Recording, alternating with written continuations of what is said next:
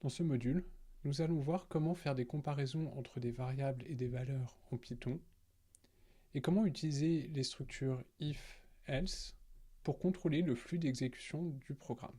Regardons d'abord comment comparer des valeurs en Python. Ces comparaisons sont essentielles pour les mécanismes de contrôle de flux tels que les structures if et les boucles. Pour vérifier que deux valeurs sont égales en Python, nous utilisons l'opérateur double égal. Voyons deux exemples. Dans le premier, j'entre une condition vraie, et nous pouvons voir que la valeur retournée est le booléen true. Dans le second, l'égalité n'est pas vraie et c'est donc le booléen false qui est renvoyé. Pour vérifier que deux valeurs sont inégales cette fois-ci, nous utilisons l'opérateur point d'exclamation suivi du caractère égal. Reprenons nos deux exemples et nous pouvons bien voir que les valeurs de retour ont été inversées. Cette fois-ci, 3 différent de 3 est faux et 3 différent de 42 est vrai. Enfin, notons la comparaison pour les éléments d'un type muni d'une relation d'ordre. On peut comparer les éléments 2 à 2 avec les opérateurs chevrons, éventuellement suivis d'un signe égal. Ainsi, nous pouvons tester l'expression suivante, 3 inférieur à 42. C'est bien vrai et nous avons donc un trou qui est retourné. Notons qu'ici nous avons une inégalité stricte. Ainsi, 3 inférieur à 3 renverra false. Avec le symbole égal derrière, nous avons l'inégalité au sens large. Ainsi, la dernière expression devient vraie à son tour. Enfin, nous avons strictement le même raisonnement avec les opérations inverses. Voyons donc les quatre exemples en version plus grand que. D'abord, 81 strictement supérieur à 42, c'est bien vrai.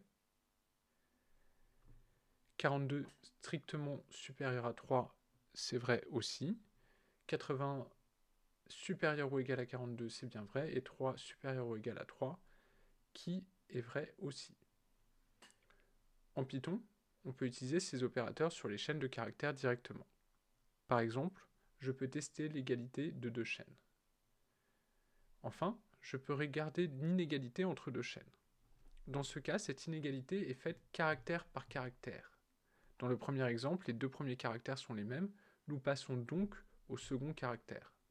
Le second est plus petit, dans le sens où il arrive d'abord dans l'alphabet pour la première chaîne de caractères, et donc l'expression renvoie vrai. C'est d'ailleurs la même chose si je rajoute des caractères à la suite de la première valeur, comme dans ce troisième exemple. Les comparaisons en Python peuvent être enchaînées avec les mots-clés AND et OR, pour et ou. Si l'on souhaite faire la négation d'une expression logique, on peut le faire avec le mot-clé NOT. Python utilise la structure traditionnelle if pour les instructions conditionnelles. Cependant, c'est la première fois que nous allons rencontrer le concept de bloc dans Python.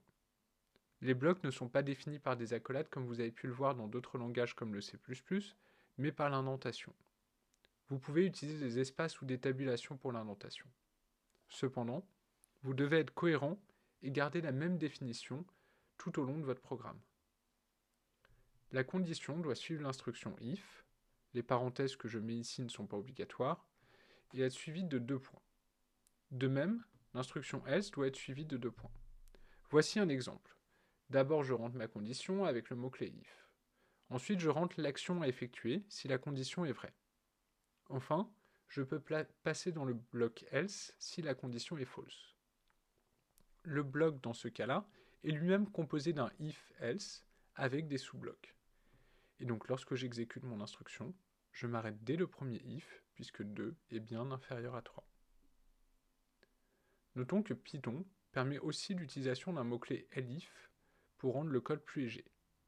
Ainsi, le code que nous avons défini précédemment est strictement équivalent au code que je suis en train de rentrer. Voilà.